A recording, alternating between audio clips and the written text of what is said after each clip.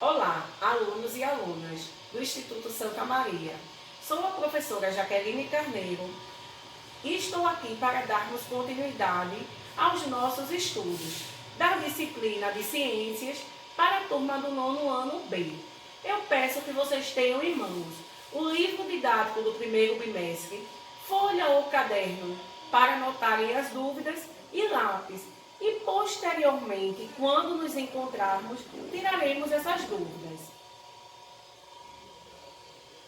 Hoje iremos abordar dois assuntos. O primeiro conteúdo será o diagrama de Linus Pauling. Linus Pauling foi um químico americano que elaborou um dispositivo prático que permite colocar todos os subníveis de energias conhecidos em ordem crescente de energia. É o processo das diagonais, que é conhecido como diagrama de Pauling. A ordem crescente de energia dos subníveis é a ordem na sequência das diagonais. Aí, os elétrons estão distribuídos em camadas ao redor do núcleo do átomo. Admite-se a existência de 7 camadas eletrônicas, como vocês podem ver aí, designados pelas letras maiúsculas K, L, N, O, P e Q. Vocês nunca podem esquecer. As camadas, elas sempre são representadas por letras maiúsculas. E existem 7 camadas.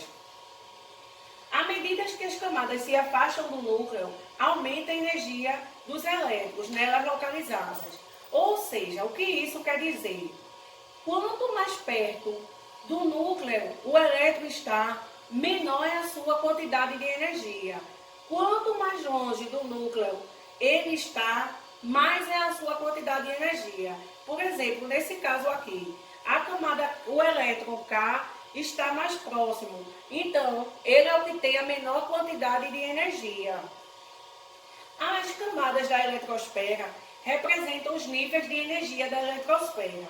Assim, as camadas K, L, M, N, O, P e Q constituem o primeiro, o segundo, o terceiro, o quarto, o quinto, o sexto e sétimo níveis de energia.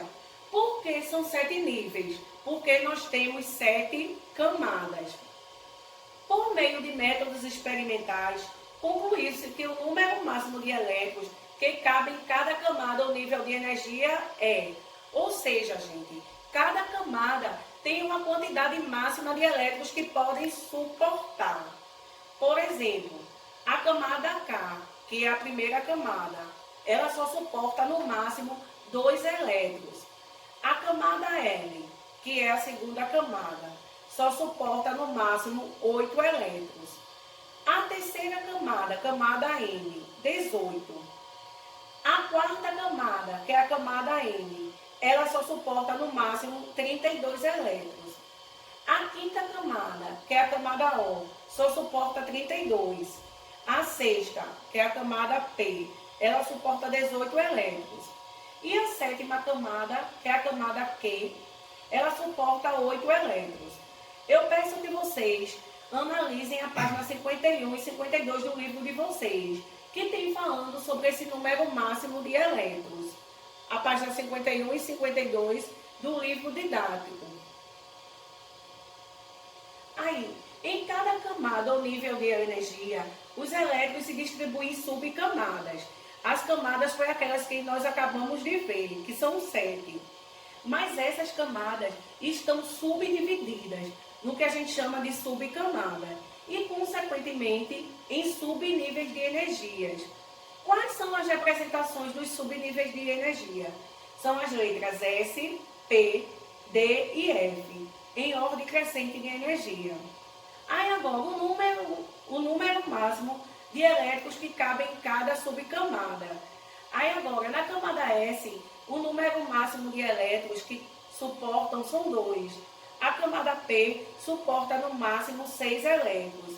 A camada D suporta no máximo 10 elétrons. E a camada F, 14. Aí, vamos ver agora o seguinte. A demonstração do diagrama de Linus Pauling. Eu peço que vocês coloquem na página 1 do material de apoio de vocês, para vocês completarem. Aqui, ó, está em ordem crescente o diagrama de Pauli. 1S2, 2S2, 2P6, 3S2, 3P6, 4S2, 3D10, 4P6, 5S2, 4D10, 5P6, 6S2, 4F14, 5D10, 6P6, 7S2, 5F14, 6D10 e 7P6. Se vocês observarem no livro aí de vocês didático, que eu pedi para abrir na página 1 do material de apoio, esse material de apoio, gente, fica na última página das atividades. Se vocês observarem, esse diagrama, eles têm uma setinha, indicando sempre na diagonal. Completem aí com os expoentes. Por exemplo, em 1S2, o que o S significa? Significa a subcamada, o subnível energético. O 1, o que o 1 indica? A primeira camada, como a gente viu. Qual é a primeira camada? É a camada K. E o expoente 2, o que ele indica? O número de elétrons existentes nesse subnível.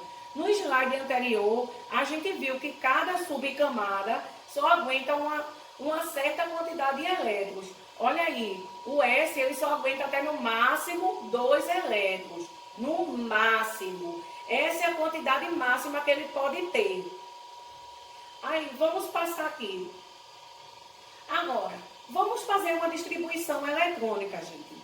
Eu escolhi aqui o potássio, que é representado pela letra K. O potássio, ele tem aí, ó, o número atômico 19.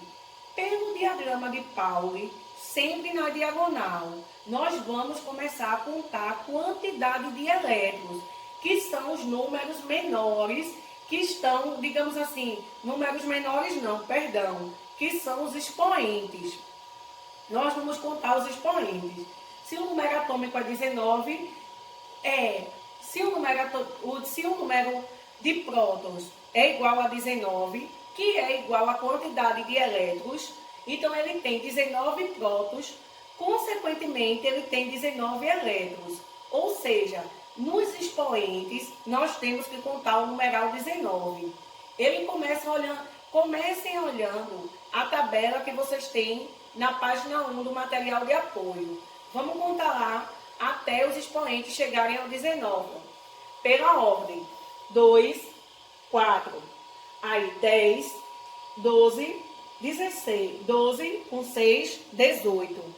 Se nós formos olharmos, o próximo vai ser 3S2. Só que 18 mais 2 fará o quê? 20. E a quantidade de elétrons do potássio só é 19. Por que ali tem 2, gente? Porque é o nível máximo que ele acarreta. Só que ele pode ter menos. O máximo é 2. Só que para completar os 19, só falta 1. Então vai ficar 4S1 e não 4S2. Aí agora, vamos realizar outra distribuição. A distribuição agora é a do magnésio. Qual é a quantidade de prótons do magnésio? 12. A quantidade de prótons são igual à quantidade de elétrons. Se ele tem 12 prótons, então ele também tem 12 elétrons. Aí nós vamos agora, de acordo com o diagrama de Pauli, fazer a distribuição eletrônica dele, contando sempre os expoentes. Ó. Aqui, ó, 1S2, 2, 4, 10 e 12. Aí concluímos a sua distribuição eletrônica de acordo com o quê? O diagrama de Pauli. Vamos para o próximo. O assunto que nós vamos falar agora é sobre o segundo assunto abordado hoje, tabela periódica. A tabela periódica, ela surgiu com a necessidade de quê?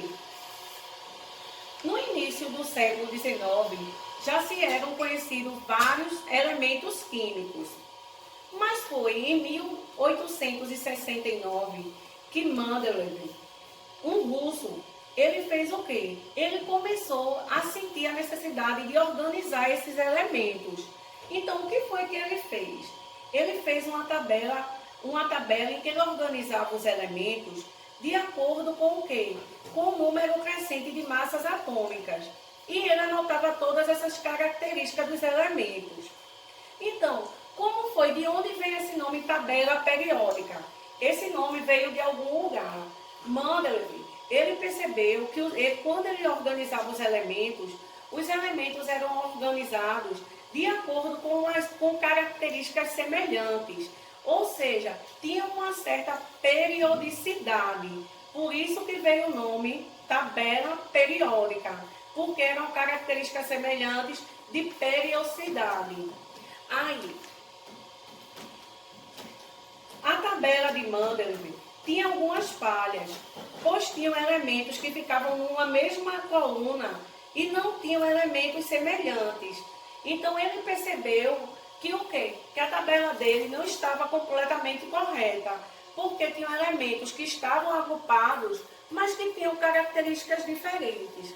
Foi aí que em 1913, Moseley organizou os elementos em uma nova tabela, que é a tabela que nós utilizamos até hoje.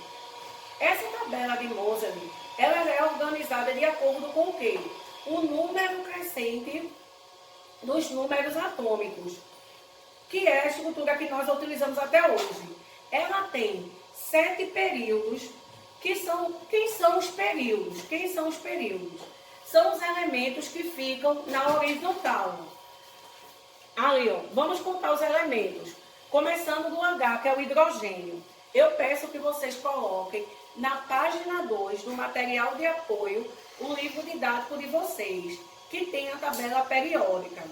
Se vocês começarem a contar na horizontal, nós vamos ter 7 linhas horizontais.